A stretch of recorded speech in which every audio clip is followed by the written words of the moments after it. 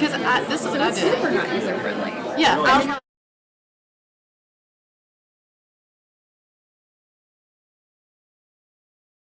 Let's go. If I could have your attention, it is 6 o'clock. We're going to call this meeting to order. Is there someone here who is designated to lead the Pledge of Allegiance? It's hard to find anybody in the crowd. Okay, if there's no one designated, if y'all would just stand and we'll do the Pledge of Allegiance together. I pledge allegiance to the flag of the United States of America and to the republic for which it stands, one nation, under God, indivisible, with liberty and justice for all.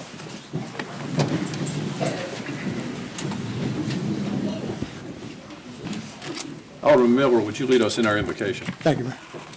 Heavenly Father, we come before you again and we say we thank you. Thank you for this another day that you allow each of us to witness. Then, Lord, we ask you if we go into business for this city that you will give us the mind to make the right decision that first be pleasing in thy sight. Then, Lord, all of us thank you for the opportunity you have given us to serve whatever capacity it might be. Continue, Lord, to bless our soldiers wherever they might be. And we thank you, God, for this nation, this county, and this city that we are able to live in. In Jesus' name, amen. Amen. If I could, before we approve the agenda, could all of the Mayor's Youth Council people who are here tonight stand to be recognized? So this is part of that same group that contributed all those public service hours and continued to become our next group of leaders. I just wanted to recognize them for being here to get their hours in and listen to an exciting meeting. Thank y'all for being here. Thank you. Item 4 is to approve the amended agenda. Is there a motion? So move. Second. There is a motion and a second.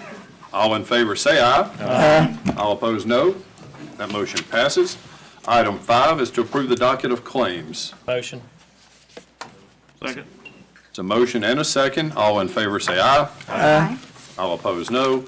The motion carries. Item 6 is to approve the minutes from the regular Mayor and Board of Aldermen meeting of January 6, 2026. Is there a motion on that? Motion. second. As you. The motion and a second. All in favor say aye. Aye. All opposed, no. And the motion passes. Item 7 is the consent agenda. Is there a motion? So move. Second. It's a motion and a second. All in favor say aye. Aye. All opposed, no. The motion passes. Item 8 is the personnel docket. Can I have a motion on that? Motion. Second. Motion and a second. All in favor say aye. Aye. All opposed, no. The motion passes. Item 9 is the donations docket. Can I have a motion to accept these donations?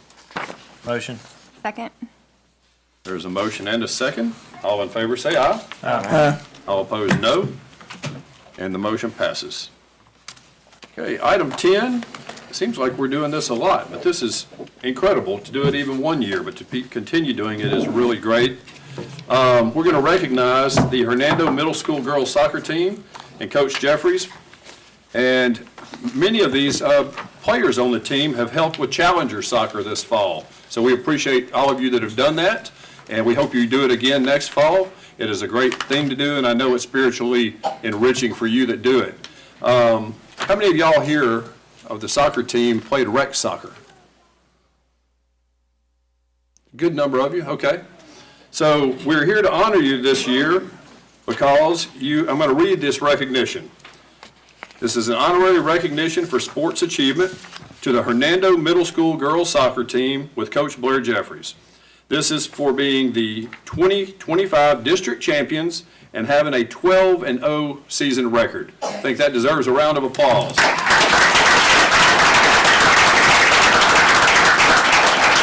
We really appreciate the way y'all represent Hernando, and we would love it if y'all would come up front and get your picture taken with us. It's not very often we get our picture taken with celebrities, so if y'all would just come up this way.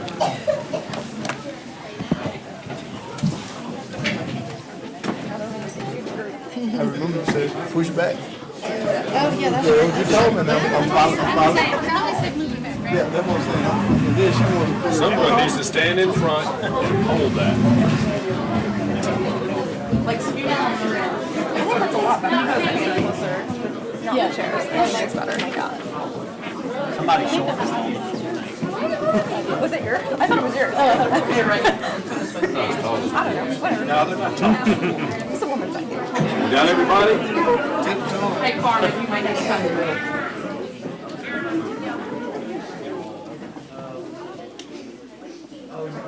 Reagan, can you be seen? All right, y'all keep smiling, there's a lot of cameras. 3, 2, 1. 3, 2, 1. Thank y'all again for the way you represent the community. That's for y'all. All right, see ya.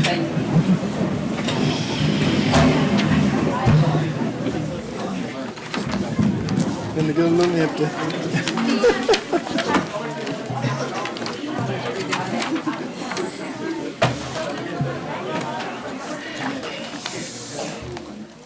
Dr. Barrett, if you'd want to come up and get ready. Where did he go?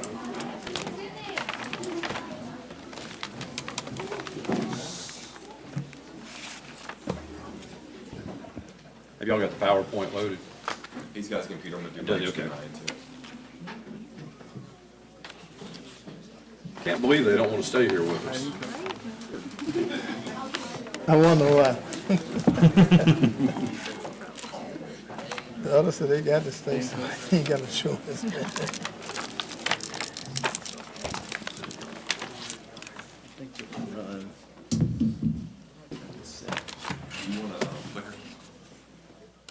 While he's getting set up, I'll just remind everyone, if y'all remember, quite a few months ago, we didn't hire, but we engaged Dr. Barrett with the University of Mississippi State University to do a utility fund study for us, knowing it had been quite a few years since that had been done, and he is here with a presentation, and after that we'll take questions. He can be interrupted for questions, and he is pretty much known as the expert in the state of Mississippi on utility systems and the way they're funded.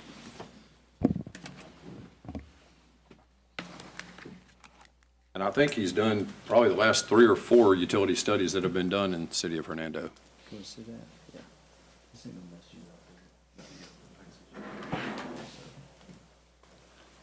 All right, can y'all hear me? We're ready if you are. Okay. All right, and now, if I understand correctly, y'all will have this, or whoever is seeing this can see this presentation, or watching the board meeting can see this presentation as well. That's Okay. correct, yes. So, and I always design these so that y'all can keep them and that y'all can have them. So again, as the mayor said, Jason Barrett, Mississippi State University. This is, I think, the 3rd or 4th time we've done something for Hernando. The only change from the previous times is we used y'all as somewhat of a prototype. If y'all have seen the link that had the model built, we kind of changed from using Excel to a new program that gives you a lot more interaction with it. Yeah, I think the finance committee had access to that. Okay. I can send it to everyone. Well, the link is actually the last slide of this presentation, so when y'all give it to everybody has access to it. Okay. Thank you. So when it comes to looking at rates, what I typically like to do is, for one, build you all a model so that when y'all think about how much money you either need or a desire of some type of asset or infrastructure repair that y'all got to have, you can accurately determine what that rate needs to be to determine that revenue stream. But before we do that, I always like to give a really good and clear picture of what does the system look like right now, because to me that always helps us when we go to move forward. So one of the biggest things I wanted to break out is when we look at your customer makeup. So y'all are pretty clean cut, and I appreciate the fool, because some of the systems that we work with have the wildest rate structures you've ever seen. Y'all are pretty straightforward in the sense that you've got inside residential, inside commercial, outside residential, and outside commercial. I like it just clean cut. And as you can see, the inside residential makes up 73% of y'all's customer base. All right, and then again, the other tiers break out there. Now, what I did here is starting at when we start thinking about gallons used. So who are your big ticket, who are your users of this resource? Because you are actually selling water, and this I could get off on a tangent there, but your commodity is water. You're selling public drinking water. You're selling potable drinking water. And your inside residential, the people that I feel like sometimes it's either called Tier 2, which is your 5,000 plus, they are your largest consumers. And if you notice, if you go down the IRES 0 to 2, they only use 3.9%, and y'all will see in a second, even though they make up about a quarter of y'all's customer base, they use very little amount of your water, and I can get into that later. But just so that we have, some people like pie charts and it works better for them, some people like bar charts, so I try to give one of both, so you can have a very clear indicator of who are your bigger users of your water system here. So inside residential, 5,000 plus. Now, myself, a household with 4 kids, and we have 6 people in the home, I fall in that same category where we live. So next thing we need to think about is start thinking about revenue. So where's your revenue coming from? Because based on the rate structure, the highest number of users does not always dictate the highest amount of revenue coming in. So as you can see here, inside residential is your highest, but it's 60%. Inside commercial, 16.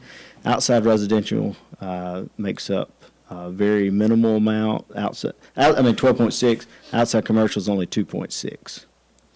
All right, so when we think about by rate class, again, this is just inside residential, 67.1. Revenue, okay. Revenue, all right, so this is where I go in the class categories when we start breaking it down further, because when we think about inside residential, you truly have 3 pots. You have your base people, you have your tier 1, which is 2 to 5, and what y'all would call tier 2. 5,000 plus. So you start seeing what is that makeup. So if you noticed earlier, inside residential 5,000 plus was about 60-something% of your actual water usage, but they're bringing in about 36% of your revenue. So you can see there's a little bit of skewedness. And then also when you get down to inside residential, if you remember, they were making up about 2.9% of your actual customers. They're generating about 8% of your base. And this is where we start getting into what we'd call the effective rate. Because if somebody's using 2,000 gallons at y'all's rate now of $12.50, they're actually paying $6.25 1,000. Whereas when you start getting into your other classifications, tier 1s and tier 2s, you're in the $3 range. So you're actually charging more per thousand to your really low-end users than you are your high-end users. Same thing, just put it in a bar chart to review. Revenue distribution, again, by class and tier, estimated. So again, you start looking at, and when we talk about estimated, let me say that for a second. I'm sorry I didn't mention it. When it comes to this model, there's a couple of terms. So the numbers that I got from y'all came out of your billing software. So we didn't, so we use a past year of your consumption to predict the next year's consumption. So one of the assumptions that we make is that your customer base is not going to change drastically, and the amount of consumption per customer and customer strata is going to be very similar. That helps us predict. All right, so monthly revenue, and I put the 3 difference, the actual, estimated, modified. Actual is what we got from y'all. Estimated is what our model spit out, and then modified is just using your current rate. So as you can see, everything's trending, and I like to do this mainly to see if we're missing anything, because very often we'll build the model and we'll be off. Either we're missing some data, or there are customers that are getting a large amount of water and aren't actually getting billed appropriately. So this helps us find issues in the system or issues with a system itself. So inside residential, customer distribution usage. So thinking about inside residential, as y'all saw, this is about 6%, of your think of your customer base, but your 0 to 2, so when we think about inside residential, this is your base user, your 0 to 2,000. They're making up 32, almost 33%. So a third of your customer base inside the city limits is this person right here. So this is one of those talking points that I like to use whenever we start getting away from the rate itself, when we start talking about the rate structure. This is where this comes into play, because if we leave the rate structure alone and we simply change the actual rate itself on your tier 1 or your tier 2, you with confidence can say If you're a base user, 0 to 2,000, your water bill will not change at all. So, but these are good numbers to know so that you know that. And then your customers that fall into 2 to 5, you would know what percentage of them would see a change, and from 5,000 plus, same thing. You're starting to see what that breakdown is.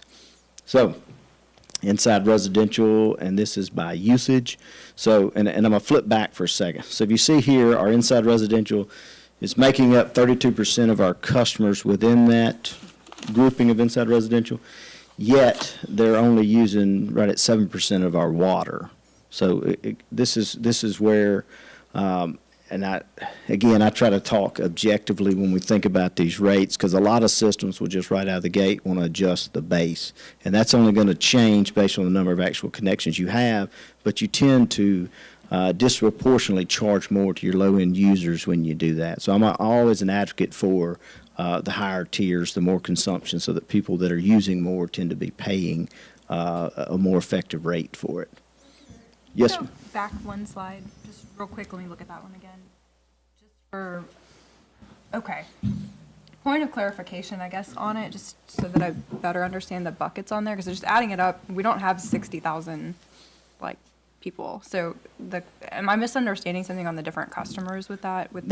Should be gallons, because this is based on usage this is right where here. I was very confused. Okay.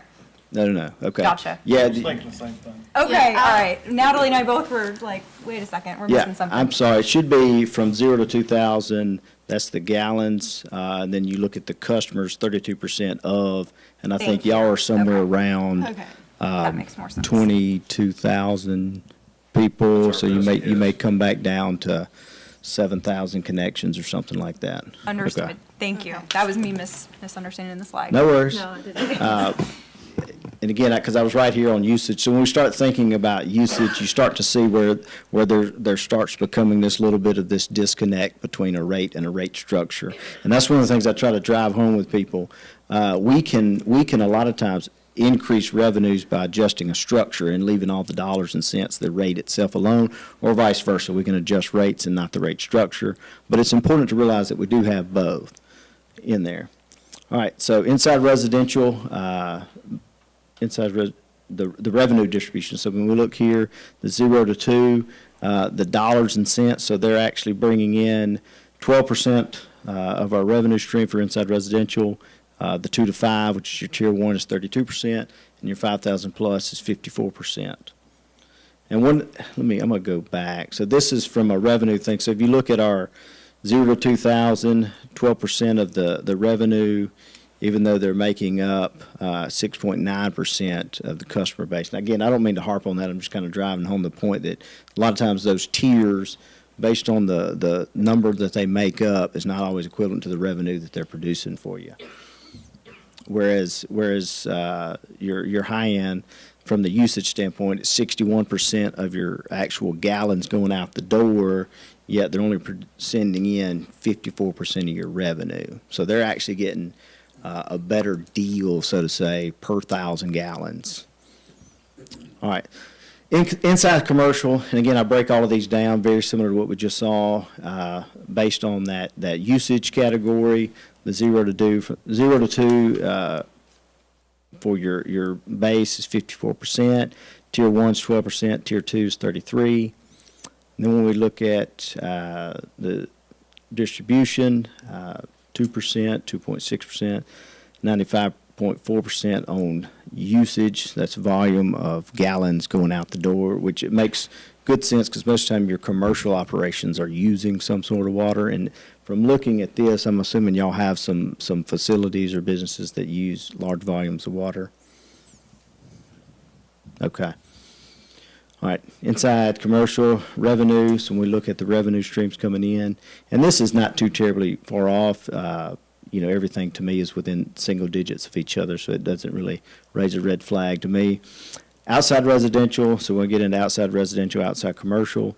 So again, thinking about the customer numbers within that tier, 39% are 0 to 3, 22% 3 to 5, 38% 5,000 plus. When it comes to the actual usage, again, the 0 to 3 is 9%, 3 to 5, 16%, 5 plus is 73.7. one of the things I did I caught myself because I was doing it based on 2, and then I actually looked back at y'all's ordinance. So right now, your outside residential still has the 3,000 base. So when we start thinking about recommendations, things you may can do, potentially lower that to the 2 so that it gets exactly in line with your other rate structure, makes it a little bit easier. But that's just a thought, and that's one of those where you wouldn't necessarily change any dollars, you're changing the structure itself. And just by changing that structure from 3 down to 2, that will generate more revenue for the system. Just something to think about for your outside people. All right, so outside residential revenue, again, your 0 to 3, they make up 17% of your revenue, 3 to 5, 17.5, 5,000 plus is 65%, and then outside commercial, very similar, 0 to 3 is 40%, 3 to 5 is 10, 5,000 plus makes up 50% of your actual customers there.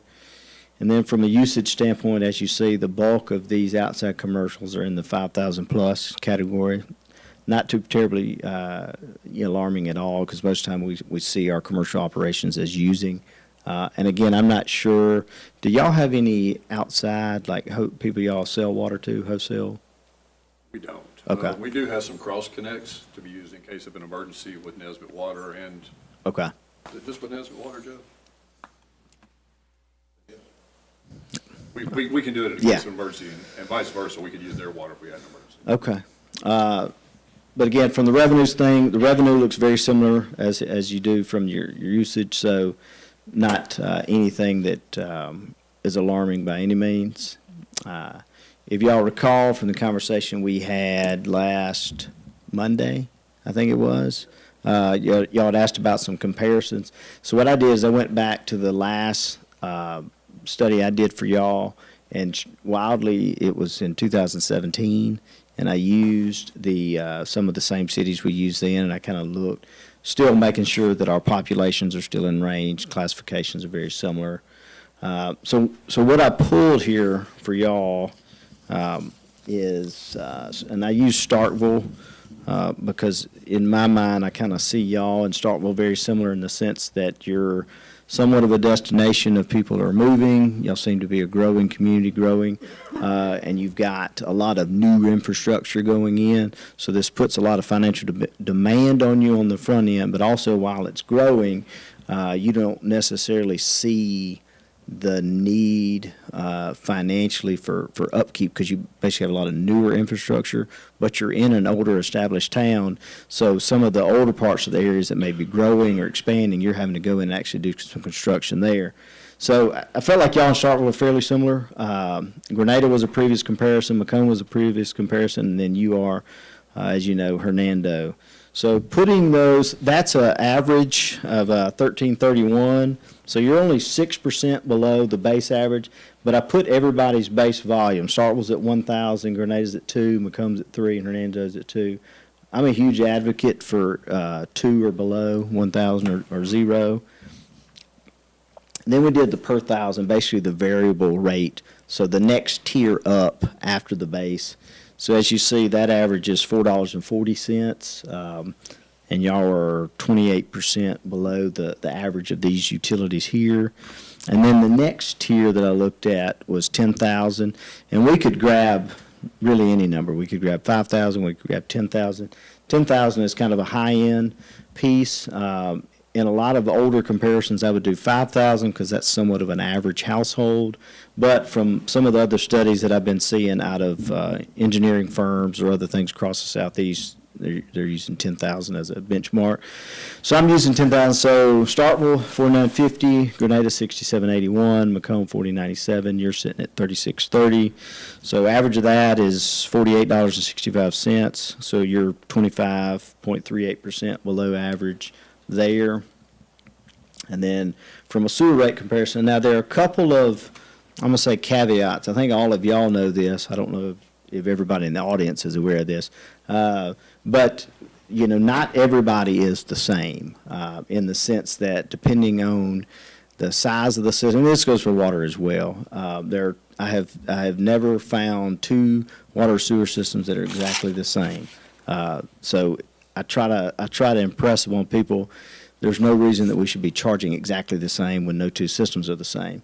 So, but one difference with y'all compared to some of these others is you have a collection system, and then you send your wastewater to an actual treatment facility, which is DeCrua. So there's a rate that has to be paid for that actual treatment, whereas Starkville, Grenada, and Macomb, they actually have treatment plants themselves. So I'm just laying that out there.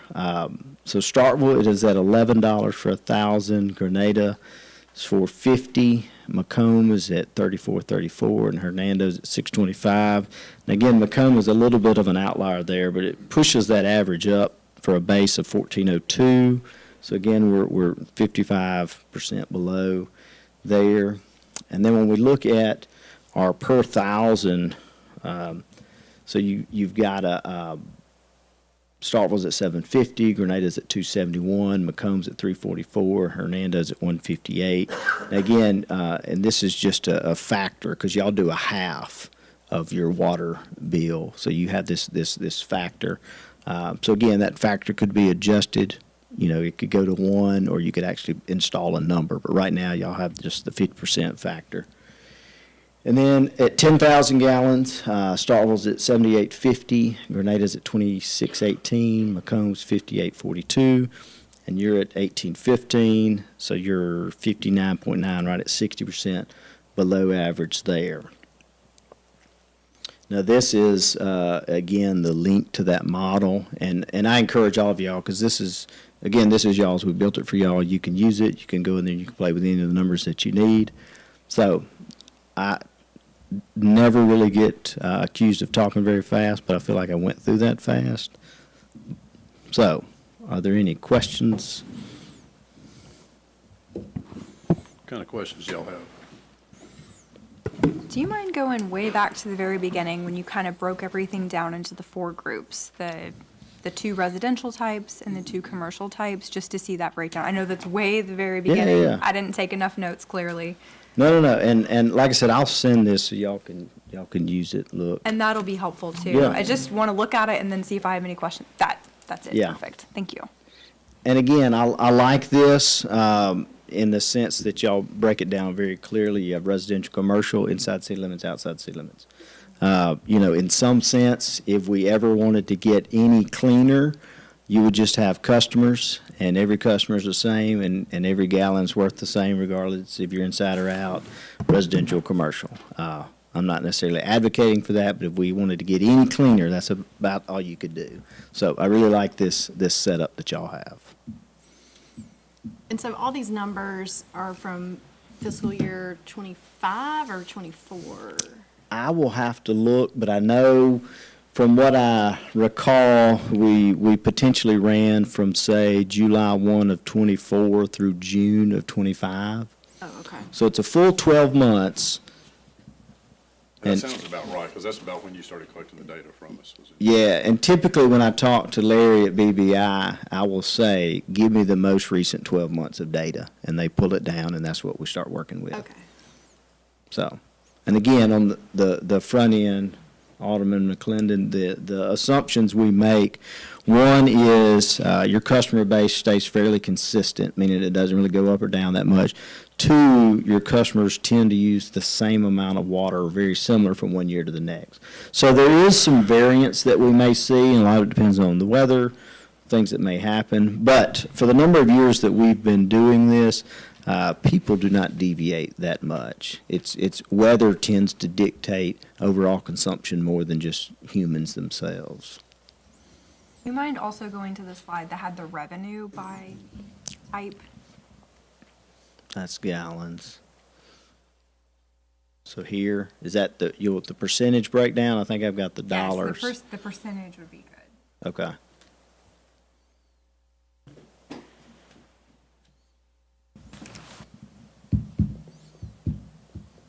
Dr. Barrett, if you'll email that to me Yeah, when you can, I'll just shoot it straight to the board members. They've all got it, absolutely. the PowerPoint. Yeah. So if y'all saw, when we start thinking about some number, may I talk some more? Yes. Okay, all right, so. You came all the way from Sartland. Well, looking at y'all's system, I mean, there's a couple of things just to point out, in my opinion. It's for one, and y'all know this as board members, it's y'all's responsibility to set the rates wherever those rates need to be. And if you look at the code, it's also supposed to be within code, it's supposed to be a requirement that each of these enterprise funds, water's an enterprise fund, sewer's an enterprise fund, supports themselves. So one of the things that I'm seeing and somewhat trying to encourage cities and towns to do is from a budgeting and from an expense calculation, when you start actually categorizing expense over the course of the year, try to put those revenues and expenses in their own budget, in their own enterprise, so that we can accurately see, are we charging appropriate for water based on its revenue and expenses? Are we charging appropriately for sewer based on its revenue and expenses? So again, nothing wrong, because a lot of people, the water and sewer utilities flow together. There's a lot of work. There's a lot of overlap. That kind of economies of scope just plays in there. But when we start knowingly seeing a loss in revenue from one year to the next out of those funds, it's got to be paid for somewhere. We can't just continue to pull from general funds and kind of fill up that gap, because then what you're actually doing is simply paying from the expenses, from the revenue that comes in to the city, whether through ad valorem taxes or some type of retail taxes that come into the city. So I think it's very important that we try to maintain the enterprises based on the revenue we get from those enterprises. So y'all, if you recall my first conversations with y'all, y'all were down about $1 million a year. So we're trying to come up with a number as far as rates go to change that. I like the idea of keeping y'all's base fairly similar to where it is, because as y'all see, 25 to 30% of your customers use that base volume. So leaving those bases alone, I think, is a wise move. But within your tiers, tier 1, tier 2, where y'all have from 2 to 5,000, 5,000 above, or if we get to our outside, we start looking at 3,000 to 5,000 above.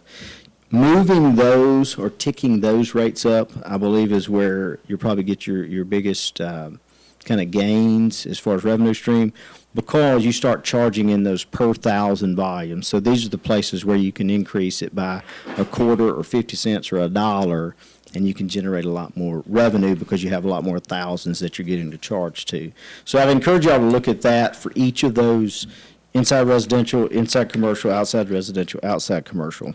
The other piece to look at, and again, not to kick an anthill, but just from realization, I ran some numbers, based on the DeCrua rate that y'all see, and I mean you're getting close to paying about a $6 a thousand pass through monthly. Now again, as y'all saw from the graph earlier, your usage across the city is going to change monthly. Again, it's seasonal, but from what I've seen, they kind of go off of a previous year, and then they kind of streamline, so y'all get a similar bill every month, at least for a year. I'm not exactly sure when those months start.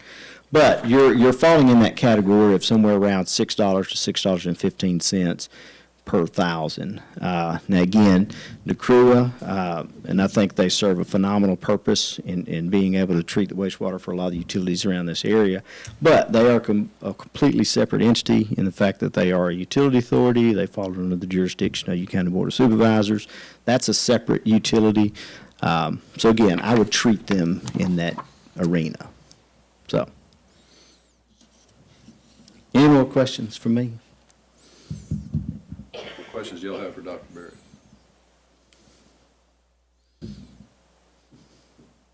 When you say to treat DeCrua as a separate entity, what are the specific implications of that? Well, from everything I've seen, y'all charge, I think it's $3.84 per thousand back to the customers, the sewer customers in the city. So if DeCrua's charging you $6 a thousand and you're only passing through $3.84, then you're essentially footing the bill for $2.16 to $2.30, 1,000 gallons every year. that's coming out of the city's coffers. So to me, it'd be very similar if, because like Starkville, we buy our electricity from TVA, and then, they sell it back to the customers. So there is this pass-through, and they're charging, because y'all actually have the collection system. So y'all still have a requirement amongst yourselves to maintain your collection system. And I know we've looked at this before. Y'all have in the neighborhood of 20 or 30 lift stations. Have I asked this? Do y'all know? 22 lift stations. Well, depending on the size of lift stations, from the smallest ones out there, a rehab is $180,000, $100,000 to some of the larger ones, maybe $300,000. So you think about the amount of assets y'all have just maintaining the collection system. But when I say that, as far as they are a separate utility, they are a separate utility. They are providing treatment to, I don't know, 3, 4, 5, maybe more utilities across this area, that they're receiving the wastewater, they're treating it, and they're discharging it. And there's a huge cost to that. Have any of y'all seen the cost to upgrade, to build mechanical wastewater treatment facilities? It's expensive, no doubt. So if y'all weren't sending it to them, you would be handling it yourself, and you would be having to pay for that. So what they're doing is, I'm going to say, somewhat kind of treating y'all as a wholesale customer. So y'all are sending it, and they're sending you a bill, but y'all are being kind, bored, and not fully charging the customers what the expense that y'all are incurring. So, and again, I don't think it's a slight on anything or anybody. It's just recognizing the fact that that is a separate utility. It is a utility authority, again, that falls under the County Board of Supervisors as the ones who dictate who are on that board. There was a time years ago, well, that's where the 384 came from. That was exactly the rate that the Regional Sewer Authority was charging us, so we were passing it along. But if we just kind of let it go, and we had some reserves, and we've been chewing through those, so. How long has it been split? The crew was split off since the first year they came, I think. As soon as we started getting charged for it. The rate, so that 384, or, yeah, 384, so when did it go to 385? When did DeCrua start charging us more? Charging us more, where it costs them more, and they're passing it on. I don't know, I can look back in the history and see what our bills have been. I mean, just ballpark, 10 years, 1 year, 5 years. It goes up some every year because, Yeah. so Everything probably, when we set that 384, it was probably in 15 or 16. Okay. 10 years. Yeah. It's almost doubled. Yeah. But now, when we set those rates, we did not go full of what the crew was costing us at that time, so, Oh, it was even a discount then? yes. When we went up to that number, it was because they had went up significant. I think that's right, Aunt Joe. They had went up and we went up some, but we didn't go up all the way. What they was asking, we did this for several years. So, And we have some other fees that come into the utility fund that help us subsidize a little bit. The water and sewer taps are a revenue we get in there that's in the utility fund. And there's a little bit more on those than is actually consumed sometimes. Not a lot, but it's just another revenue that's not showing up on the customer's bill at their home.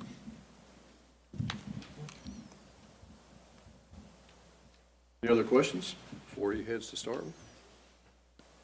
I might grab something to eat before I go, but We got some good spots. yeah. Now, again, I'll email this to you, and if y'all have any additional questions or want me to look at something any deeper, please do not hesitate. And again, if y'all get a magic number and want me to give you some scenarios, be happy to do that as well. But to me, the biggest gain y'all have is this model that is very accurate for y'all. All right? All right. Thank you, Dr. Barrett. Yes. We Thank y'all. appreciate you as always. Is there any more discussion on this item? Y'all want to table it till the next meeting? I am just curious, did any of the other cities in DeSoto County get a similar study done, or just us? Have you done any for the other cities lately? I did some work for South Haven a number of years ago, but I think that was pre-COVID. Not recently. No. Because if I recall, this was like gratis, that you did this for us. It wasn't at any charge to the city. So I'm just curious if other cities around us took advantage, because that's kind of who I'd like to compare to as well. Like Just where some other selfishly, city. I'd love to know like kind of what their study came back as well, to see where we fall in line, since we're all using DeCrua, I would imagine. You mean from a DeCrua standpoint? Well, just the whole thing in general. I'm just curious if other cities have Right now, taken you up on that. South Haven's been eating the DeCrua fee and not charging theirs any. They're about to have to start, but Gotcha. Yeah. And that's kind of what I was curious. they didn't have a lot of customers on it. Can you send us, do you have good data for like Horn Lake, South Haven, Olive Branch? I can get it and send it to you. And you're more interested from the wastewater side. Just so where we in match general, up. like all Yeah. of it would be cool to see. Yeah. Just to me, it's like if somebody's offering a free service, I'm surprised that they wouldn't have taken you up at least every so often, a couple of years. Can I Maybe talk it on was that not for just a offered to them. I second? don't know. Go ahead. So let me camp on that, because I try to tell all of our guys, and I say guys because I don't have any women that work for us, but I try to tell all of our guys, I mean, we work for the state of Mississippi. We are employed by Mississippi State University Extension, that's funded by the state legislature every single year. So it's not free, it's just no cost to you. No cost to the city. So when we Right. think about what the state legislature does and the money that they give to MSU Extension, because we're a separate line item from Mississippi State University specifically, this is one of those services that MSU Extension, and the Extension office is here in Hernando, for DeSoto County. So again, it's not necessarily free, it's just no charge to y'all. It And, might be good for us to thank our legislators for funding this. yeah, 100%, and you are right. We are pretty strapped for the amount of requests that we do get, but it does surprise me that more systems don't reach out and take advantage of trying to get a study looked at Yeah. so that they know where to go. Thank you for explaining that a little bit better, because Yeah. that does make sense. Then maybe, we all kind of alternate years that we do it, but I was just curious. Because if Oh, yeah. everybody was doing it, then I'd be kind of want to peek at their paper and see what they're doing as well. Yeah, and you hit on a very good point, because again, the last 15 years that we've been doing a lot of these, one of the questions that comes up just about every single time, what is my neighbor doing? What is this neighbor doing? So people want to know what's going on around them. They don't want to be an extreme outlier up or down. So, Back in the day, the first time we used them, we did have to pay. So they changed that. I think we paid about $8,000 way back. now was the Public Service Commission involved? Yeah. I don't remember. I don't know. Because the only time I did them where we got paid is we were doing some work through the Public Service Commission. That may have been. Because through MSU Extension, we do not charge. Okay. All right. Thank you. Thank y'all. Talk to you soon. Thank you. Okay. We've gotten a lot of information tonight. Somebody want to make a motion to table it till the next meeting so we can all talk about it? So moved. Think about it? Second. There's a motion and a second. All in favor say aye. Aye. All opposed, no. That motion passes. Item 12, Alderman McClendon asked, I think it was a good idea, that we give a report on the Board of Aldermen and mine's visit to the Midwinter Conference in Jackson last week, so the taxpayers know what we were up to. You want to lead off with that? And we can all chime in just a little bit? So I was not able to attend. My day job had Oh, me. you weren't there. That's right. So you can Yes, lead off. that's why I'm selfishly curious as well how it went down. Well, I then know I'll there's- start off Well, and- there's so yeah. much buzz, when there's a new Yeah. legislation or new session starting, everybody's all excited. All these bills are being introduced. So I was just curious what all y'all saw while y'all were down there. So we all had different meetings. Alderman Miller and I are on the Board of Directors, so we were in the Board of Directors meeting and got to hear the legislative agenda. As a matter of fact, I can't remember it off the top of my head, but I can get that legislative agenda for the Municipal League to all of y'all, for the things that the Legislative Committee has made their priority. I also attended the Legislative Committee meeting because I serve on that. So there are quite a few things that would be, as far as the MML is concerned, that would be bad for cities if they were passed, or good for cities if they were passed. So we have some we're fighting and some that we're advocating for, and I'll get you all a list of those. We had some speakers on Thursday morning, statewide speakers, but I think the biggest thing is we all went to the Capitol and showed our strength. The Lieutenant Governor came and spoke to all of us. The Speaker of the House came and spoke to all of us and kind of cast some barbs at Delbert Hoseman while he was doing it. Both of the chairmen of municipalities from the Senate side and the House side spoke to us. Who else spoke to us, y'all remember? It might have been it. Appropriations guy from the Senate. Oh, yeah, yeah. So we had a lot of interaction, and we visited with some of them in our own delegation while we were there. I know we saw some of them while we were there. This conference is known as the Legislative Conference. So the whole reason we're there is to kind of think about what's about to happen in the session. That's why we go early in January, so we can get a feel for it, and then we start influencing our legislators based on the knowledge we gained while we were there. I think me and Natalie, I think, yeah, we were together in a professional development, branding your city presentation about what affect everything, you know. So that was a 4 hours, 1 to 4, so we was there for those hours. So it just get little tidbits and like that, see if what we are doing is affected and getting you more ideas on some things that you can do. We got there that morning and it was running because we got there, everything started running at 1 o'clock when we got there on Tuesday. Same thing on Wednesday, like the mayor said on Wednesday, we got an early start, went to the Capitol, and then came back to general board meeting there that afternoon. So a pretty tight, busy schedule, but it was all worthwhile.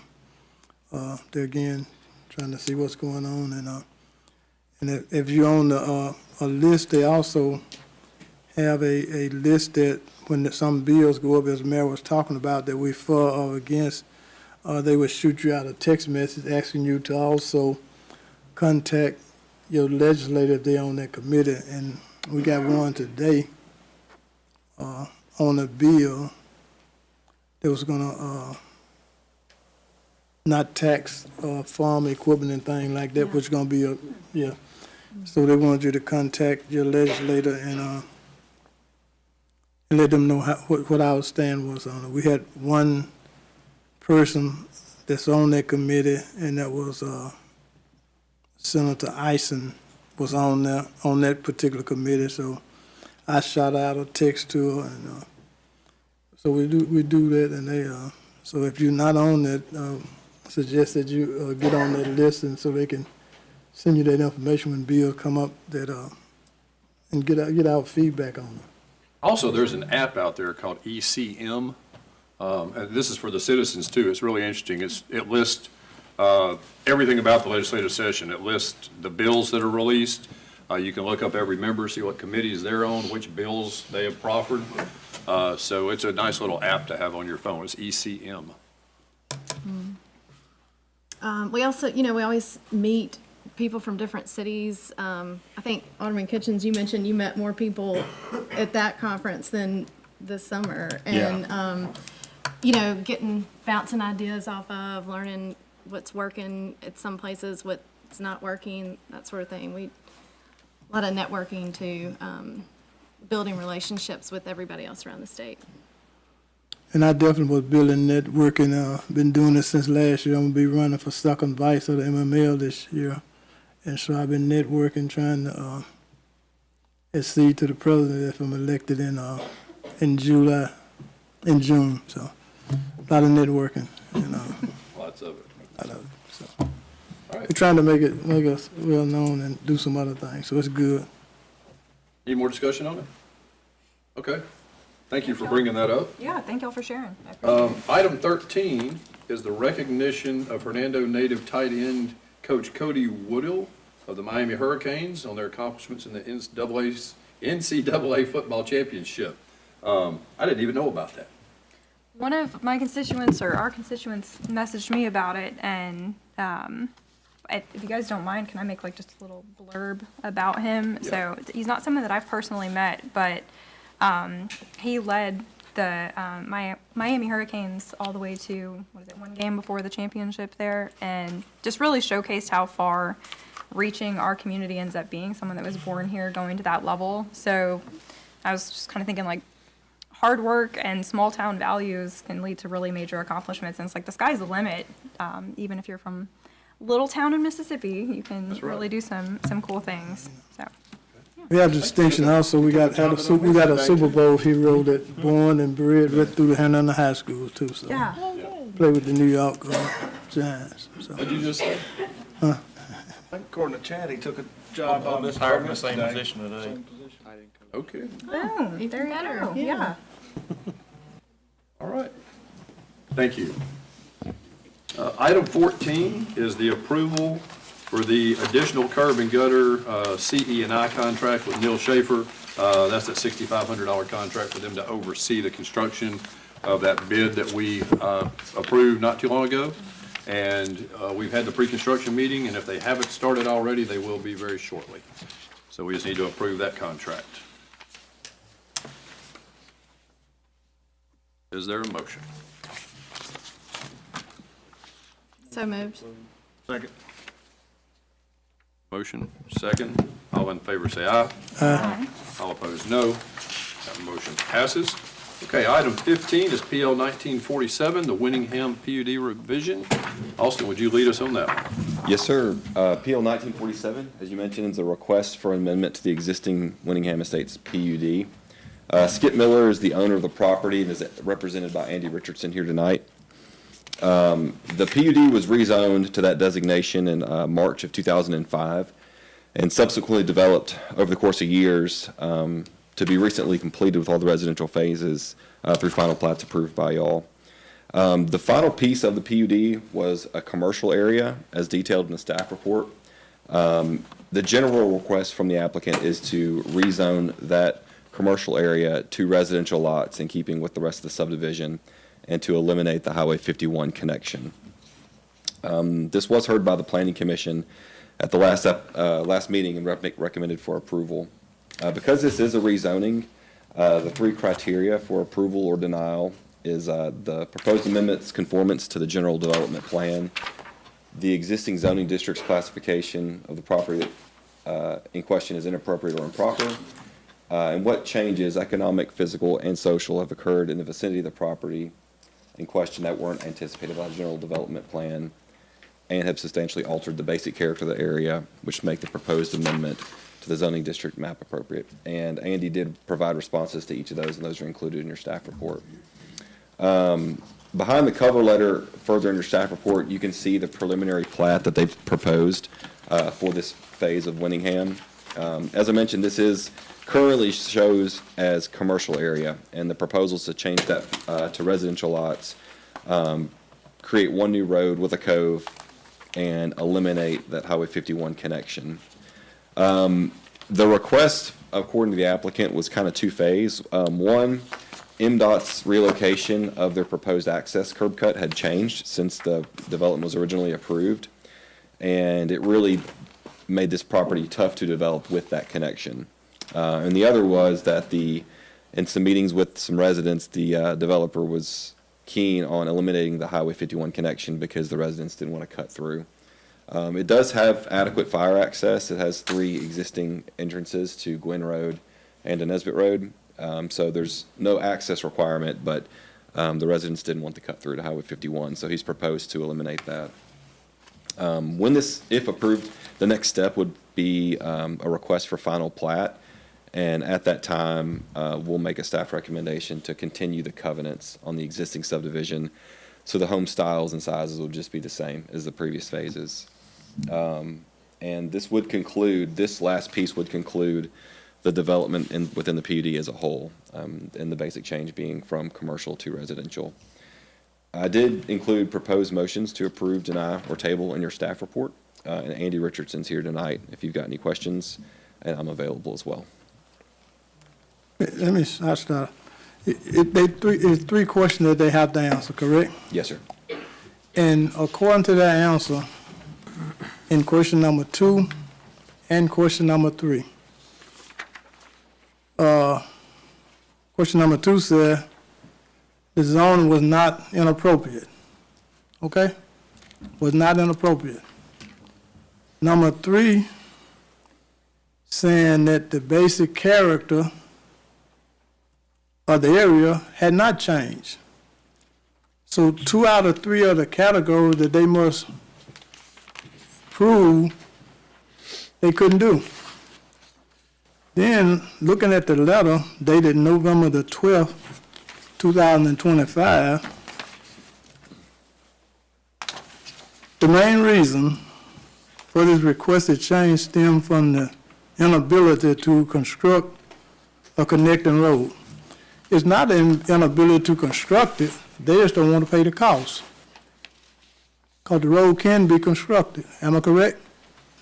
Yes, sir. I'll defer to that on the cost. That person can answer that if you want from, because according to, I'm reading the letter, these are words, not mine. That will align with the future interstate changes that MDOT anticipate with the future realignment of Old Highway 51 North. So basically, when we get rid of commercial that's been approved, commercial residents, the commercial development is going to be bringing more tax revenue into the general fund. When you build additional housing, that's additional cost to every one of us. Because rooftops do not equate the amount of money that you put into those in the years to come. So I'm just amazed how that we can get a unanimous thing on something when they come and cannot answer 2 of the 3 basic questions that everybody had to answer, according to them. And the only reason they're asking for it is the inability, which they don't want to spend the money. You can make a road, regardless of what it costs. You can build a road. It's all about the dollar. And I'm saying that this should not have never been approved. Coming in recommendation, as far as I'm concerned. If you read the regulation, just narrative, and I'm not an engineer, not a rocket scientist, but I can read. And the deuce plainly said that basic characteristics had not changed, and the zoning in question is not inappropriate. So why? Other than they don't want to spend the money, in my opinion. So this, you probably can't see this from there, but this is the map of how it's currently platted, right? That's correct. Okay. And that's all The yellow commercial? is the preliminary development plan that's approved right now. Gotcha, and that's a commercial, those are commercial lots there? That's right. I think that there's 2 or 3 residential lots, but they back up right to the commercial. Okay, so these two are, the two, like on Highway 51 are commercial and then the rest are residential? That's right. And then on the realignment, you can see when this was originally approved, that road is in the middle of the property. What MDOT's required is that where Motor Scooter Drive is, it will be the future connection to Highway 51, and that's where they're requiring the developer to tie the road into to Highway 51. So it will swoop to the southern portion of the lot. Any other comments or questions before we call Mr. Richardson up? Not, is Andy here?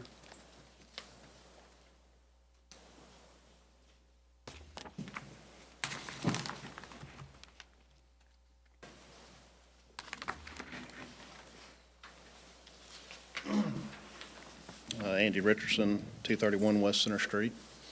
And to clarify a little bit about that alignment for you, MDOT's alignment comes out, they're going to turn old 51 perpendicular into 51.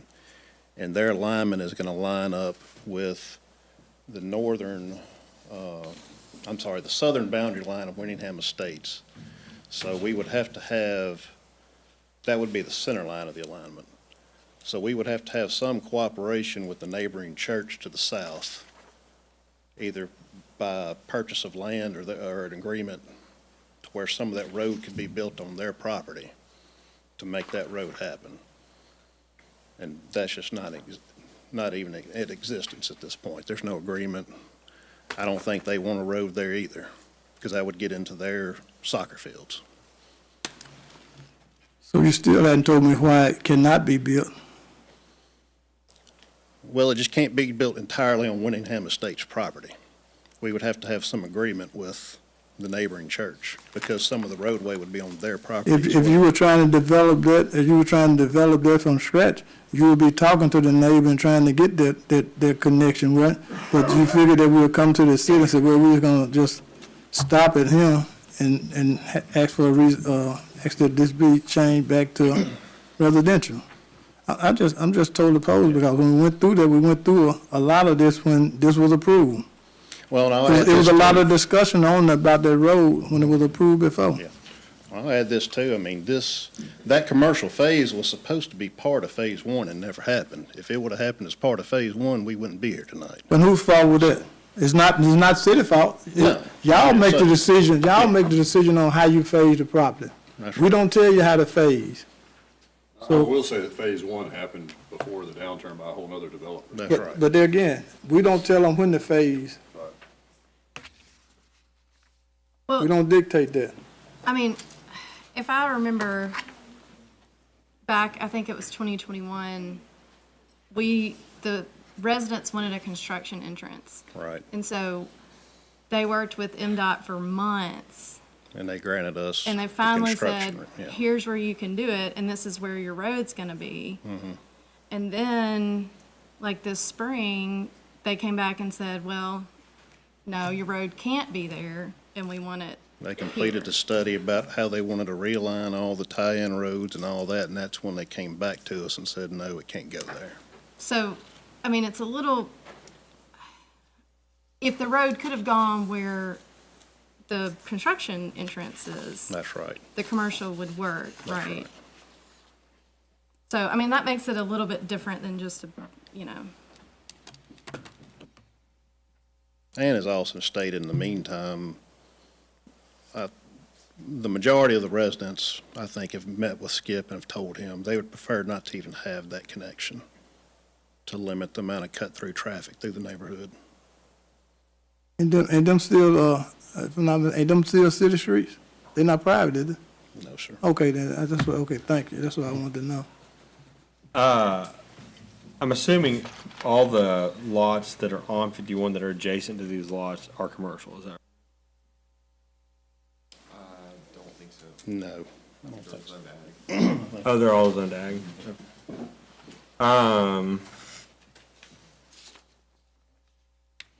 So, looking at the plat, it's weird no matter which direction you go, because on one hand, you've got, those probably will be commercial eventually, right? Being on Highway 51, they're probably not gonna be houses where they are right now. So, in the long run, you probably end up with these houses, which some of them back up to Highway 51, some of them back up to commercial lots. It's going to be odd. Now, I'm assuming there's going to be a buffer that you're going to create on those lots that back up to Highway 51. So, I mean, there'll be, you'll have your right-of-way that exists, which is 60 feet, I believe, and then you have, I mean, is there going to be like a fence or anything like that? I mean, if the residences install a fence, then yes, I would say more than likely there will be. Gotcha. So there's not going to be like a neighborhood, there's not going to be a fence that y'all install that's like a. No, Okay, and the reason gotcha. why would be you would not have an access point to maintain it. Gotcha. So there really wouldn't be any sense of having a common open space lining that area and not Mm-hmm. having ability to maintain it. Gotcha. Yeah. I know this eliminates some lots, but is it something that would you be willing to split the difference and eliminate the entrance, but keep those as commercial lots? And, Well, there again, that would go back to what MDOT would allow as far as having yeah, access. okay. Do you think that that's something that's feasible? I don't know, because MDOT's really got a lot of control on their access points. Mm-hmm. Anywhere they touch Highway 51, so I don't want to speak out of turn without knowing. Gotcha.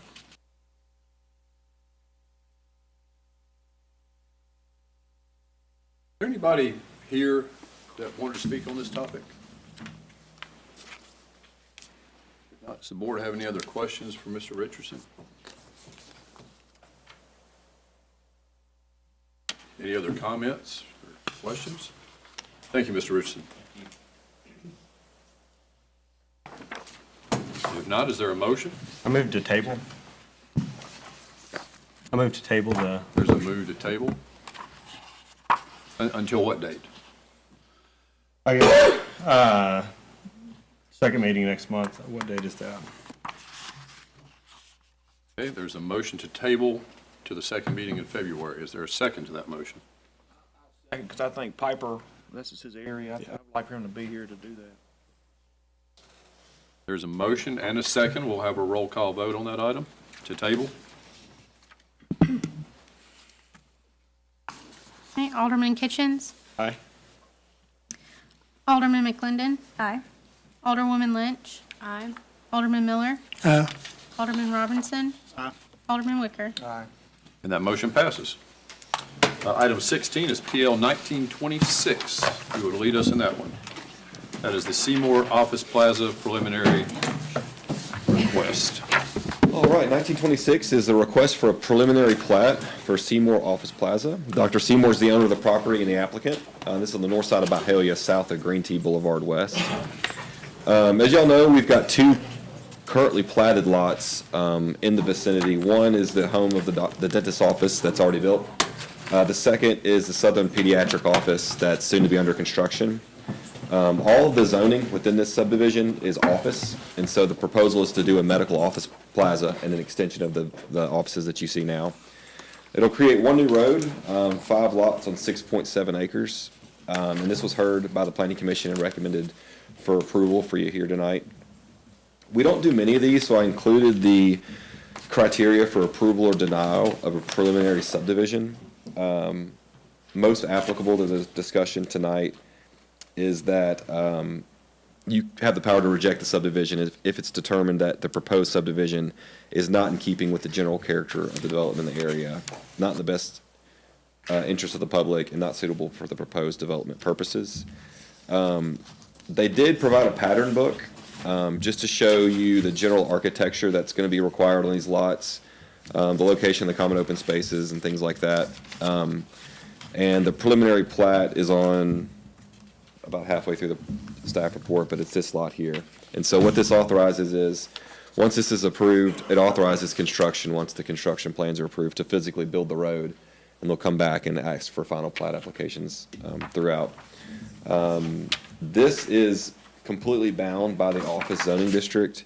Everything north of here is zoned R6 and is not included in the proposal tonight. This is just on these office lots to create the additional lots. There is an easement shown on the plat for egress to the existing sign that's along Highway 55. And that's just for maintenance. If anything was to happen to the sign, they've got an egress easement along that lot to maintain it. So this is the preliminary plat, and I'm available if you got any questions. What questions does the board have for Austin?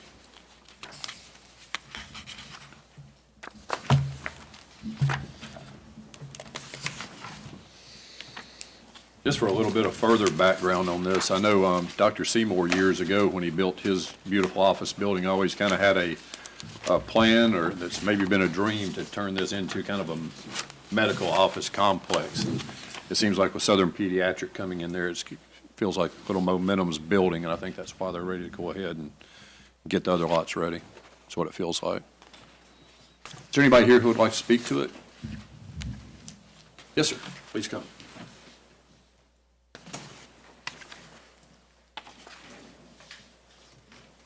Hey, I'm Luke Zay, 7960 Byhalia Road. I'm helping kind of Dr. Seymour undergo the development of this road, and we have a plan for the second part, but we're not ready to present it just yet. So hopefully you'll get to see us next week, or next month, I should say.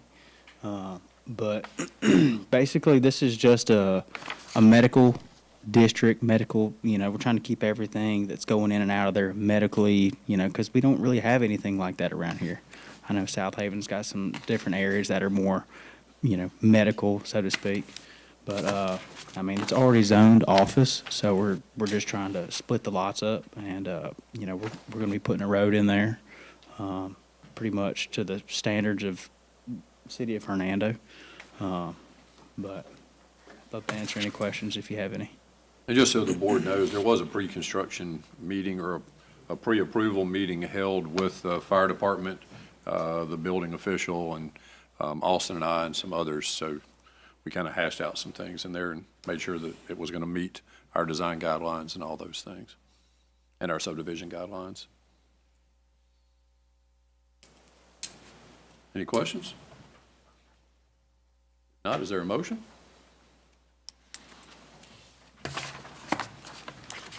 Make a motion to approve. Second. There's a motion and a second. We'll have a roll call vote. Thank you, Mr. Zay. Thank y'all. Alderman Wicker, Aye. Alderman Kitchens, Aye. Alderman McClendon, Aye. Alderwoman Lynch, Aye. Alderman Miller, Aye. Alderman Robinson. And the motion passes. Item 17 is PL 1950, Williams Industrial Subdivision. Yes, sir. PL 1950 is another preliminary plat for Williams Industrial Subdivision. This is on the west side of Memphis Street, north of Whitfield Drive. Greg Russell's the engineer representing the owner tonight. And this proposal is currently zoned M1 Light Industrial. And this preliminary plat will establish one new road with the cul-de-sac, 7 lots, and 1 common open space lot. In total, it's 9.98 acres. The property that's north was previously zoned industrial, but rezoned to R12 in 2017. The property to the south is zoned M1 Light Industrial. It's home to the city shop and was done in the early 2000s. The property to the north, the R12 lot, is Arbor Point Copperleaf subdivisions. That's recently being completed for development. It's the same criteria for approval or denial as the last application, and particularly on the third page of your staff report, you can see the topography map and the existing tree coverage map that shows what they're dealing with now. And the proposed preliminary plat is this page here with the long green common open space on the north side. The tree survey was provided just to show you exactly what trees were proposed to stay, which the developer's hoping to keep to having to replant them for the required buffer yard. The common open space on the northern side is dual purpose. It's one, we do require a buffer between the residential and industrial zones, and the developer is wanting to shift the buildings as far as possible away from the residential zonings to provide as much buffer as possible. And then all the required plantings, either the existing trees or new trees to be planted, will be within that common open space on that northern boundary line. This was heard by the Planning Commission at our last meeting and recommended for approval. We did have some residents from Copperleaf and Arbor Point subdivision come to the meeting. Generally, we're in support of the application and support of the buffer yards location and some help with some drainage fixes I think they've been experiencing, and some work he's done kind of helps that. So it seems they've had some communication and it's been positive. The 7 lots that you see, the cul-de-sac terminates into lot 7, so it's a single way in and out. All the right-of-way widths will be required to meet the fire code. I did provide a proposed motion in your staff report. Greg's here tonight, and I'm available if you got any questions. What comments or concerns do you have? I've been in touch with some of the HOA members of Copperleaf, and they said that, you know, they're concerned about, they've had drainage issues in their neighborhood and stuff like that, but that Mr. Williams is going to help them out, like he said, and he's going to work with them, and I think they felt like it was good, so. Mr. Russell, would you like to speak?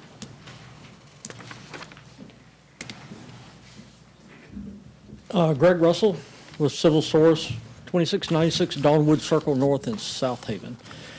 Thank you for hearing me tonight. The only things that I would like to add, there were some concerns about the area to the west of the site where the tree growth kind of tapers off. You can see on the plan there. I wanted to point out that Mr. Williams has already constructed the required berm that's required for that, even though it may be many years before this lot is actually developed. And plans on this spring planting seedlings so that they can grow over the years and provide the mature tree growth that he has on the front. There was also a concern by the adjacent neighbors about drainage. There is currently some drainage water that flows over to the north on that. Our design takes everything to the south, and cuts all of that effectively off from going to copperleaf, so it should help them in that. Although there's not much going that way, but it will provide help to that. Will the buildings drain to the north so it all goes into the street? So those buildings aren't dumping on the Whitfield? Correct. Okay. Now, the detained stormwater will exit onto Whitfield, the subdivision where it actually exits now, enters Whitfield now. But it will be drastically detained. Any other questions? Is there anyone else here to speak on the topic? Seeing none, if there's no more comments from the board, is there a motion? Make a motion. Make a motion to approve. Second. We have a motion and a second. We'll have a roll call vote. Alderman Robinson. Aye. Alderman Wicker. Aye. Alderman Kitchens. Aye. Alderman McClendon. Aye. Alderwoman Lynch. Aye. Alderman Miller. The motion passes. Thank you. Thank you very much. Okay, item 18 is the comprehensive plan presentation and public hearing. We are now entering the public hearing portion of this meeting. Anyone that is here will be welcome to comment. Bob, if you would come up and present for us.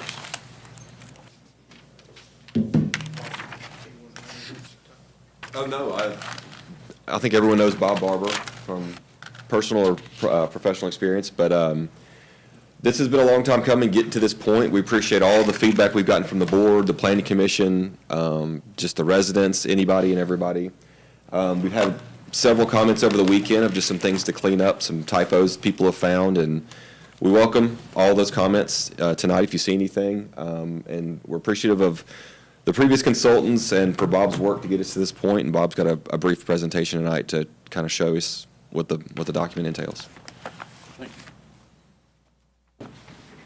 Welcome back, Mr. Barber. Thank you very much, Mayor and Board. It's good to be with you and before you tonight. And I can be as brief as you would like me to be. I don't want to belabor or go too long. So if I'm not moving quickly enough, just... I think we could err on brevity, and then if they want more depth, where they can ask questions. I will take that approach. Yes, thank you very much. So we are, or you do have before you a comprehensive plan that really a process that started in 2020, right during the pandemic. If you'll pull the original document up, please, Austin. So let me first start by saying the role of a comprehensive plan, which you all know is the basis of your development policy, the basis of a zoning code, to provide broad vision and policy parameters for growth and development of the city of Hernando. That's the role of a comprehensive plan by state law. And that plan, as I mentioned, provides the basis for your development code, subdivision regulations, zoning, and so forth. So it plays a fundamental role in the way the city is shaped over time. This plan in 21, this first draft go-round, was an attempt to update the 2007, 08 plan, something like that. So it was about a decade in the prior to that. There was a plan that was adopted by the city, and obvious changes, growth and development changes over time necessitated the update. Unfortunately, this particular initiative suffered from pandemic matters. Thank you for doing that. That's very kind of you. The plan effort occurred during the pandemic. There was change in planning person, there's a lot of changes. So as a consequence, the effort was not as effective as it might have been. So that's the background. But there was substantial amount of work done there that was not to be tossed out and start over, which was your determination. But you engaged our group, Orion Planning and Design, to look at the plan, address some of its weak spots, and represent it as a document that could be considered for approval by the city. So that's what we've done. Just scrolling through, this is the formatting. You can just scroll a few pages. This is kind of where we started. with all of that pre-2020 data, et cetera, and then you can flip on over to ours, the product that you have before you now. First thing we did is eliminated comprehensive plan, because there's nothing less attractive than seeing, sort of a governmental naming of a document that's not particularly engaged. So we called this effort to update Hernando Horizons 2045. And so that's, we used the framework, the basis of the original document, and we addressed it in 4 major tasks. One, you asked us to review and update the background data and analysis, which we did. A lot of that work was in the growth projections and in the land use analysis that we did. A second, all of it was important. The second one was very important. We try to expand the engagement that was one of the weaker spots in the prior plan. So improving the public engagement, we did hands-on planning session workshop. We engaged in a public survey and posted that online. We have those results. We were able to refine the overall goals and objectives. And then a plan, the core of the plan will be the place types, which are the future land use categories that you use to think about the way the future and frame up the way land is to be used and developed in the future. There was quite a bit of work there relative to making them more precise in terms of the densities proposed and character factors and so forth. And then fourthly was to make the implementation strategies in the end much more robust. And so let me just take a few minutes to scroll through those major tasks. Oh, how does that work? There you go.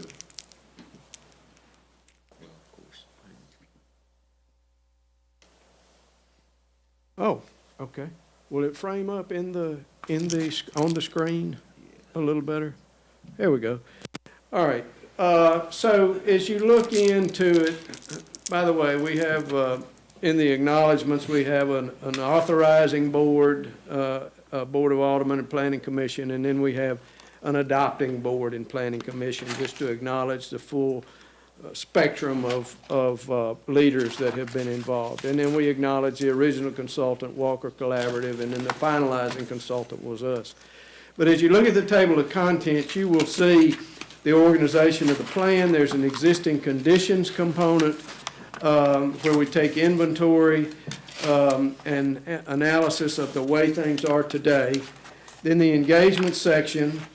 And then when we get to section 4, we get into the plan itself, the core of the place types, and then the 5th article will be the implementation part of it. Another component we did is improve, we believe it to be vastly improved in terms of formatting and attractiveness and the way you can engage the document and what's there. So this initial section is just reviewing some history, sort of the approach and method that was used to develop the plan. All that's placed in context. In the existing conditions section, we're looking at natural features in the community, floodplains, water features, forested lands, those sorts of things, and accounting for those in terms of natural features. We will move into the built features of the city of Hernando, the developed areas, undeveloped areas, the way land is used, existing land use. And then in this plan, we included a component of build-out analysis, determining how much vacant land is out there that is developable, and then how much development will it accommodate according to its current zoning. So if you look at this page here, and I can't see the page numbers to reference it, but 13, you will see the chart. Ultimately, what that indicates is the way the community is zoned now will accommodate about 5,000 dwelling units and about 4 million square feet of commercial space. That's what you have that's out there. That's the way it's regulated now. That's the build-out, essential build-out capacity. And we know that the closer you get to that capacity, the typically growth rates will slow down. It's just sort of like the 80% rule at church. Once you get so full, it's hard to pack more in. So that's something to think about as we look forward. There's a mobility section we didn't really do much with. It was essentially complete, but that's an inventory there. The inventory of the community features was complete. We did update some of the local economic components and the population. We brought that forward and made it current. Then we looked at the previous plan. We didn't touch this part, looking at broad public policies related to development. When we get into the engagement section, this was substantially beefed up, I guess you might say. The original public input was in 2020, and you'll see the photo down there. Everybody's spread out. In fact, one of the meetings we show is outside in the parking lot with people standing around. So it's hard to, it was an attempt to be productive, but we added on to that continuing the conversation in 2025. And if you will, zoom in on the lower right, Austin. This is important. From the survey that we did, these were the priorities that came out of that survey, and they're listed as they occurred from top. The most important is at the top. They're all important, but the less important responses are at the bottom. Preserving in open space, environmentally sensitive lands. I won't read the whole list, but you see them there. That was the results of that particular survey. So as you squeeze back down to see, next page, and it click, yes. So we took the build out capacity, we created a growth scenario. This is on whatever page that's on. And then we engaged the Planning Commission. Some of you all participated, other city staff, and we gamified it in terms of Legos. So we do this when it's appropriate. We create a game of it. How do you fit the future growth on this particular map? How would you configure it as a citizen or a leader? And we came out with the results of that. That helped us develop the future development map you'll see in a moment. So that's some of the inputs we got there. And then the fourth section, 4 out of 5, the fourth section is the city plan itself. This is an overview of the categories of place types that were identified as appropriate to place upon the map. Important because you will want to judge future rezonings and future development proposals against the map and against these sort of place types. And as you scroll through, I won't list them item by item, but you will see the various places and the description of suburban neighborhoods, the natural areas, corridor commercial. You'll see that full palette of items. We developed that in consultation with Austin and again with referencing the prior work that was done in the first draft of 2020. Change some of the nomenclature was inappropriate. Just change it to fit how Hernando refers to itself. So that whole list of place types is there, and then followed by future mobility network. We picked up some of the extensions and the proposed needed transportation improvements, the extension of commerce, the extension of the one Tullahoma at the north, Tullahoma, and others with regard to mobility. The street cross sections are still there. We did call out the greenway in the plan, or the need for added greenway trails and so forth, bike and pedestrian improvements. That constitutes the mobility section. And then there were a couple of focus areas to think about community design. One of them was the Nesbitt area, looking at it in a more focused kind of way. And then also there was redevelopment of some of the suburban centers in a more walkable, mixed-use kind of way. Examples are in the plan. There's some mention, it's not a Parks and Recreation plan by any means, but it does inventory Parks and Recreation resources and call out what you might be looking at in the future for future Parks and Recreation needs. There's a component of economic development there, a brief component that speaks to the economic development of the city of Hernando, and that's where that section concludes. And then where I'll sort of move to a conclusion here is the implementation. This is much more robust than in the prior draft, the 2020 draft, and you will see a listing in the back of needed actions, strategies. Well, you implement a plan in 3 ways: policies, projects, and the way the process is managed. That's the 3. So these strategies will address policies, projects, and management, and mostly the first 2, policy and projects, because your management is already on the superior side of the spectrum. They're prioritized, they've been reviewed, given time frames, given expected outcomes, who might be open, who might be a partner in these strategies, because it's not just all on the city, obviously, and then how policies. And by the way, they are organized under the planning values, or the major planning values and goals that were identified in the survey, which you will see: preserve parks and open space, maximize and leverage existing community assets that you have, fostering the vibrant, walkable neighborhoods, supporting a range of housing choices, facilitating mixed-use development, promoting excellence in site and building design, and in increasing parks and cultural amenities. Mobility, choice, and quality, expanding the economic development, and ensure quality development policies and processes. So that's about as brief as I know how to do it without just not covering everything.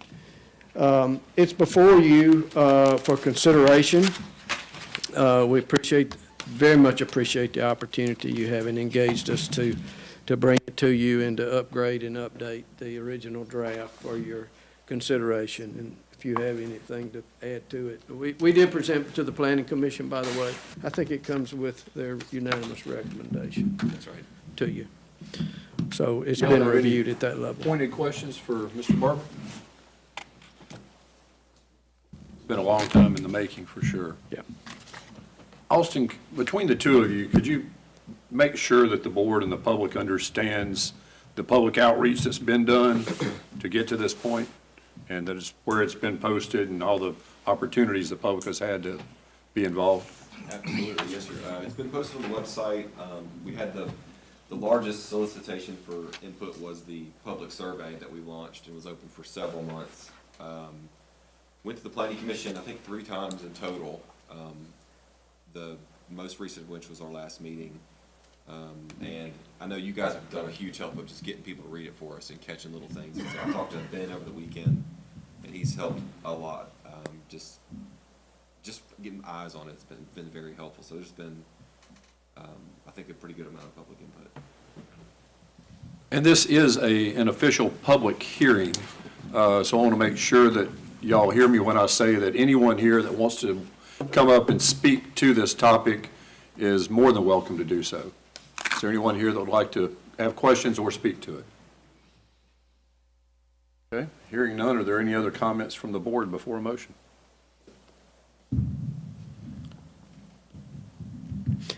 It's a living document. It's to be adjusted as needed as new issues arise. Hernando is growing and will grow, as the plan calls out. Change is facing the city. It's very much a best practice to maintain the plan in an updated way. Perhaps a review annually is not is very appropriate, but certainly every 5 years an a serious effort to ensure that the plan reflects current conditions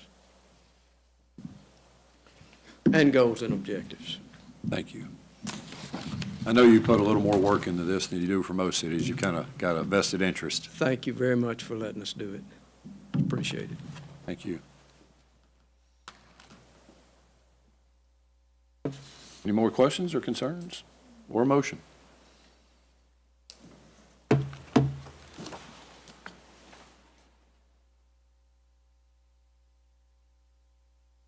Austin, as far as when you review this plan, were y'all collaborative in putting it together, or was it primarily your firm? Okay, so Absolutely. I think you said that this isn't really use-based, it's, or use-oriented, it's more, what was the? Place type. Place type. And so essentially, the objective here is multiple sections of density that kind of, what's the main, I guess, what are we shooting for? So in the previous plan, it was more black and white of you get hard density numbers, this many homes on this acreage. Right.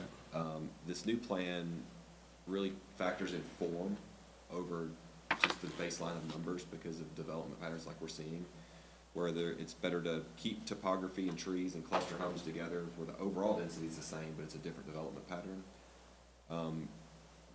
Downtown, a form-based code is something we've kind of all discussed about appreciating the way downtown's developed. So in general, it's form-based more than just hard numbers. The idea is to kind of help get away from the coming in and clear-cutting everything and flattening everything. That's the goal. Yeah. And more, kind of keep things more aesthetically pleasing. And another part of that answer too is the previous plan was form-based as well, but had no hard numbers to reference at all. So we have to have some sort of density calculations because there are limits. And so that was one of the reasons we engaged Bob, was to help us plug in some of those numbers into this form-based code to help y'all have some things you can point at when zoning comes in front of you of saying yes or no. Well, I know this has been a long time coming. I was at one of those meetings at the Gale Center where we were sitting outside and it got dark and we couldn't see the display anymore. I don't know if anybody else is there. I guess that was 2020, but, and I did the Lego thing and whatever, and I know a lot of people have worked really hard, and our planning commission has worked really hard, Austin especially, and the mayor and everybody. So, and Bob, I appreciate everybody's work on it. I think it's a good plan. And Mr. Barber, having worked on both of them, what would you say, I mean, if, other than anything that Austin's already covered, what would you say is like the things which are most distinct between this and our current plan? I didn't work on the first one. I thought you did. No, the 2020 was not our product. Oh, I mean the 08 one. The 08 one. Oh, yeah, I did work on that one. Ask me that question again. How is this substantially different from, I mean, because it's my understanding we're still operating off the 08 one, right? It's fresh, it's fresher. Yeah. It's up to date. I think the public engagement is much better here than it existed then, but we're also better planners than we were 15 years ago or 20 years ago, far better. More experience. We understand. Our practice is nationwide now, so we just have a better sense of what constitutes quality planning. Not that the prior planning wasn't quality, it was, and it served its time in place, but things go on, they move, they change, and you employ better practices. There's different conditions in the city, different desires, there's different leadership. There's different goals and objectives. I'm pretty sure preserving open space would not be at the top of the list in 205 or 208. Now it is. It becomes a concern. So that list of values and goals is more up to date. Those kinds of things, yes. And one more substantial difference would be the place typing. When you get it, this will get at the form of development in a much clearer way than just blobs of color on a flat piece of paper. Right. I think to me, that's one of the best things is the place making and the form-based code yes. Instead of the way we had it. Many of you know that we, for years, people looked to Hernando and copied us, copied our comprehensive plan, our design guidelines. Yeah. But we were still stuck with the 2008 ones. So now I can see that as we enter into a form-based plan, they're gonna start copying us and emulating us again.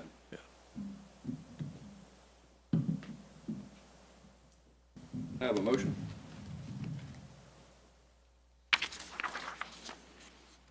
I'll move to accept the comprehensive plan And adopt it. and adopt it. There's a motion and a second. We'll have a roll call vote. Alderman Miller. Aye. Alderman Robinson. Aye. Alderman Wicker. Aye. Alderman Kitchens. Aye. Alderman McClendon. Nay. And Alderwoman Lynch. Aye. And the motion passes. Thank y'all very much. May I make one more comment? Sure. You mentioned the MML earlier, legislative priorities. There will be a bill for land banking coming out of the municipal league. It's a tool that is used in all of our neighboring states. It's not needed in Hernando necessarily, but Louisiana, Arkansas, Alabama, Tennessee, they all do land banking. It is a critical economic development tool. It is critical for communities that need to redevelop, land bank, spur housing markets, all of that. So as you're thinking about legislation, there will be that bill dropping. And that is one of the legislative pieces that's on the legislative agenda for the MML. That's excellent. It's critically needed by this state. Thanks again for your Thank work. y'all And very Austin, much. I want to publicly thank you for all of your work, and if you would pass that on to the planning commissioners, I know y'all put a lot of time into this. Yes, sir, thanks. So let's get to work with it. All righty, that motion passed. We'll move on to item 19, to approve the change order number 1 for the Emergency Watershed Protection Program contract with WG Harold Construction, which is the removal and disposal of trees and excavation materials in the amount of $30,000 that will be covered in the 100% grant. Is there a motion to accept that change order? That was just some additional trees that needed to be removed on a bank. Motion to approve. All in favor say aye. Aye. All opposed, no. That motion passes. And item 20 goes with that. That's the approval of change order number 2 of the EWP contract with WG Harold, which is removal and off-site disposal of excess excavation material, and the amount of $72,616. There was just more material in that ditch that had to be removed than was originally thought. This will also be covered under the 100% grant. So move. Second.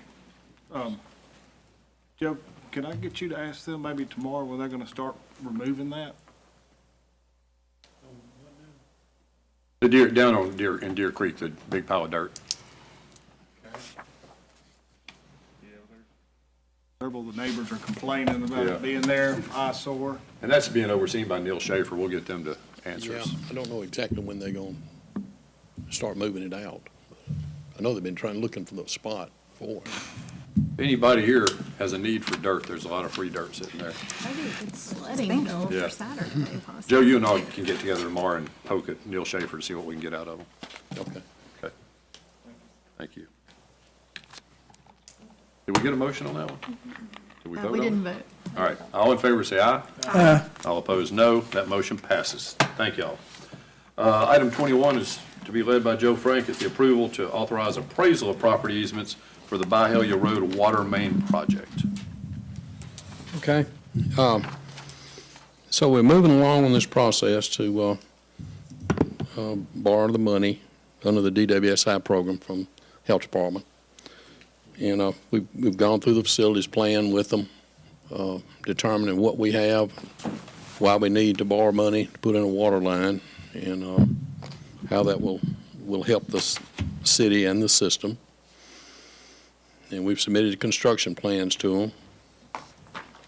This line is a line that will connect the water plant that you see under construction out on Byhalia Road to the elevated tank, which is right now only showing the foundation over on Jaybird Road. It's about a mile between those two locations. And the water plant land the 1 acre there was donated by those developers. So we actually own that land. And the elevated tank, city had to purchase that parcel of land for the elevated tank. These are easements that will run along the north side and some on the south side of Bahia Road. That we're not purchasing any land. These are easements. But under the guidelines, Health Department's guidelines, I prepared the surveys and the description of what we need. In the description of what we need, we did put in there we would be glad to accept a donation of the easement. But we are required to have the piece of property that the person owns, have it appraised, and make an offer to purchase the easement. So we've gotten all the paperwork out to the property owners first of the year, and there's several of them asking that their property be appraised and an offer be made to purchase the easement. So tonight we need to put that before you to find an appraiser that will handle that job for us. Any questions? How many property owners does this involve? 7. Have we had any say they'll give a donation? Not yet. Still have some pending, thinking about it. There A ballpark cost for that appraisal? Do you know?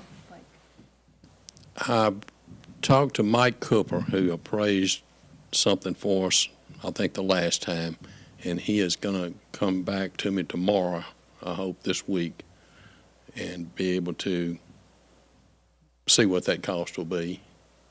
And after you authorize it tonight, and there are other people too.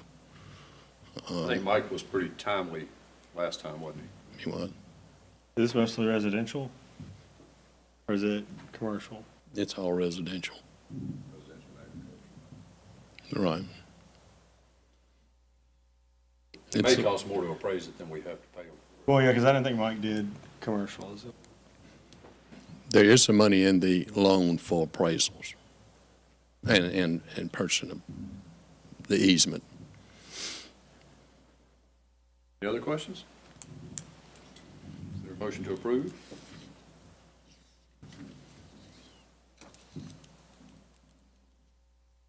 Motion to approve.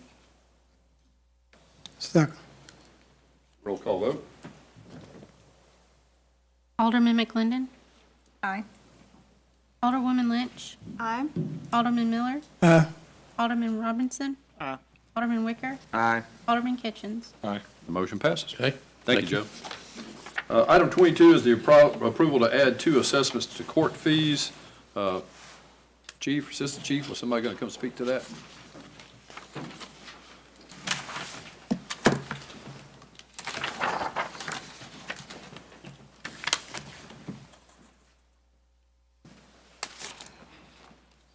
So the 2 assessments that we're looking at wanting to add, one is for radios, communications.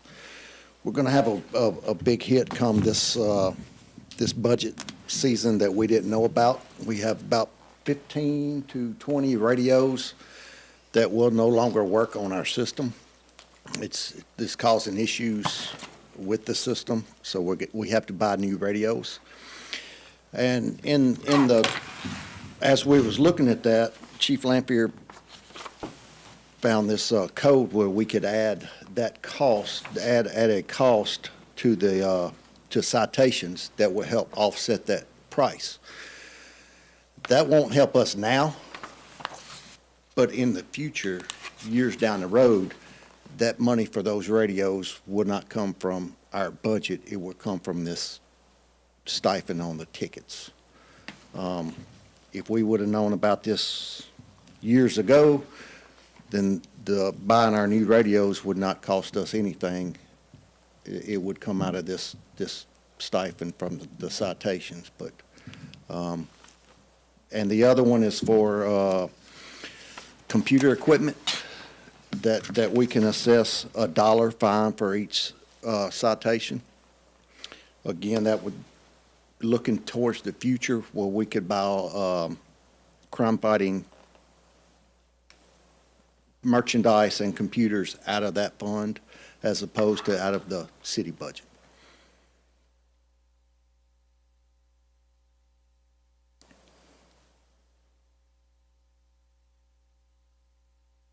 And Attorney Pittman has looked at them and approved the to go ahead with it if y'all see fit. It looks like the first one is, the funds will be held by the Department of Public Safety with Yes, our name on it. yes, Jackson will We won't hold have it, to deal with it. and what we want to purchase, we'll submit to them to get the okay that this falls under the criteria that fits this, and they will send us the money for it. Okay. It will be our money, but they will maintain it and hold it. Board have any questions on this, on these two items? If not, is there a motion? I believe reading it, y'all have to set, if I'm not mistaken, y'all have to set the price of what we're gonna hold for, out of the tickets for that, if I'm not mistaken. For the first one? Yes, sir, for the 63,931. Are you recommending the $10?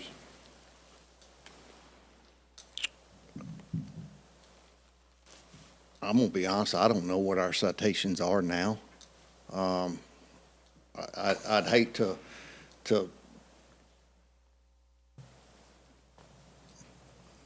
I don't know. Maybe Cassie could have more insight on that than me, because I don't know what our citations are now.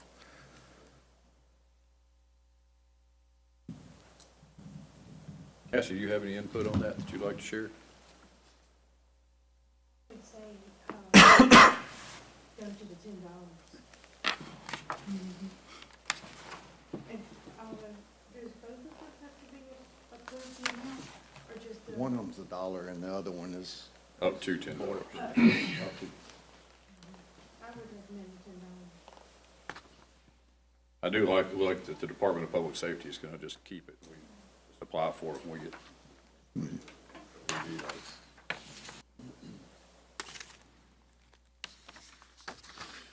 Is there a motion to adopt them with the 63-9-31 being $10 and the 63-9-33 being the $1 that's stipulated? So move. Second. All in favor say aye. Aye. All opposed, no. The motion passes. Thank you, Chief. Item 23 is utility adjustments. Can I have a motion? Motion to approve. Second.